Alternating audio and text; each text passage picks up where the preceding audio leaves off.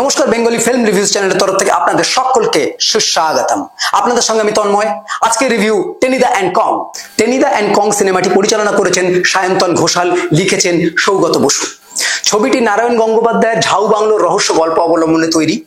গল্পতে দেখা যায় পটলডাঙ্গার 4 জন দার্জিলিং এ যায়, সেখানে ঝাউ বাংলোর কথা তারা শুনতে পায়, সেখানে নাকি বিভিন্ন ভূতের উপদ্রব হয়। ফাইনালি তারা সেখানে যায় এবং সেখানকার রহস্য উদ্ঘাটন করতে পারে কি পারে না, তার জন্য আপনাকে সিনেমাটি দেখতে হবে। এবার যদি কাস্ট এন্ড ক্রুতে চলে আসি, সেখানে দেখা যায় যে টেনিদা চরিত্রে অভিনয় করেছে কাঞ্চন মল্লিক। তবে ট্রু ফ্যাক্ট, কাঞ্চন মল্লিককে কিন্তু টেনিদার ভূমিকায় বিশেষভাবে একদমই মানায়নি। তার বিভিন্ন কমেডি, তার বিভিন্ন কথাবার্তা, সেগুলো টেনিদার সাথে আমরা একেবারেই রিলেট করতে পারি। এবার যদি সরাসরি এই ছবির কিছু পজিটিভ এবং নেগেটিভ পয়েন্টে চলে আসি, তাহলে দেখি এই ছবিতে বেশ কিছু পজিটিভ পয়েন্ট আছে। যেমন প্রথম হাফে একটা ক্রিকেট খেলার দৃশ্য আছে, যেখানে দেখা যায় কাঞ্চন মল্লিক বলে যে আমাদের দেশের মাস্টার মাইন্ড গুলো সব বিদেশে চলে যাচ্ছে। এই জায়গাটা কিন্তু আপনাদেরকে টাচ করে যাবে।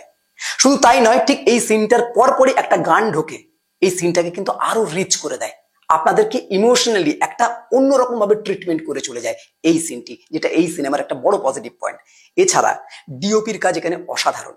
যেভাবে ভৌতিক দৃশ্যগুলোকে তিনি প্লে করেছেন সেটা দেখবার মতন। ব্যাকগ্রাউন্ড মিউজিক তো অসাধারণ হয়েছে ভৌতিক সিনগুলোতে, সেটা কিন্তু এই সিনেমার পজিটিভ পয়েন্ট। এবং অবশ্যই ডিরেক্টর যেভাবে একটা লিটারেচারকে কমার্শিয়াল ট্রিটমেন্ট দিয়েছে, সেটা কিন্তু এই সিনেমার একটা বড় পজিটিভ। এবার যদি সরাসরি চলে আসে এর নেগেটিভ পয়েন্টে, এখানে নেগেটিভ পয়েন্ট একটাই, সেটা হচ্ছে এর অভিনয়। দেখুন, মুভি মানেই কিন্তু অভিনয়, সেটা ঠিকঠাক হওয়া দরকার। আর যখন কমেডি সিনেমা আমরা দেখতে যাব, অবশ্যই আমরা হাসতে যাব, কিন্তু এখানে হাসির কোনো দৃশ্য আমাদের পাবে না। টেনিদা চরিত্রে কাঞ্চন মল্লিক যেভাবে প্রেজেন্ট করেছে, সেটা কিন্তু আমাদের মোটেই ভালো লাগে না। কারণ টেনিদা চরিত্রটা আমাদের সকলেরই জানা, সেই চরিত্র যে ম্যানারিজম যেগুলো আছে, সেগুলো এমনিতেই আমাদেরকে হাসিয়ে দিতে পারে। কিন্তু এখানে কাঞ্চন মল্লিক কিন্তু তার ধার কাজ দিয়ে যায় না। আপনারা যারা যারা এই মুভিটি দেখেছেন এবং টেনিদা চরিত্রকে জানেন, তারা বুঝতে পারবেন এই সিনেমাটা কোথাও ন্যাচারাল সিনেমা থেকে, ন্যাচারাল কমেডি থেকে একটা স্ল্যাপস্টিক কমেডিতে কনভার্ট হয়ে গেছে। এটা একটা বড় নেগেটিভ পয়েন্ট। এই হলো ওভারঅল সিনেমা রিভিউ। এরকম নতুন নতুন রিভিউ জানতে বেঙ্গলি ফিল্ম রিভিউজ দেখতে থাকুন। আপনাদের মূল্যবান কমেন্ট আমাদের কমেন্ট বক্সে অবশ্যই পাঠান।